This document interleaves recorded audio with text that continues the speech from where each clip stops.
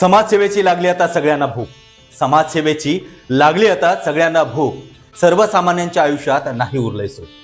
सगळे समाजसेवक अचानक दिसत आहेत. भोळी बाबी जनता त्यांना डोळ्यांनी पाहत आहे. समाजसेवेसाठी सुरू आहे सगळ्यांची धडपड. समाजसेवेसाठी सुरू आहे सगळ्यांची धडपड. इकडे तिकीट नाही दिलं तर तिकडे केली जाते बडबड. जनतेच्या हितापायी एका झटक्यात बदलत आहेत पक्ष. जनतेच्या हितापायी एका झटक्यात बदलत आहेत पक्ष. समाजसेवा हेच आहे आता सगळ्यांचं लक्ष. मतदार राजाचे डोळे पाणावले.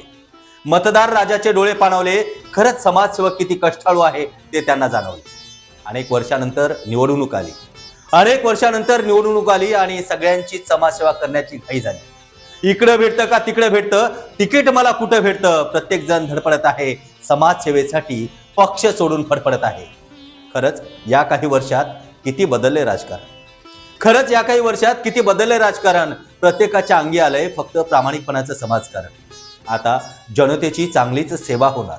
आता जनतेची चांगलीच सेवा होणार. त्यांची सगळी कामे एका झटक्यात होणार. शिक्षणाचा बाजार संपणार.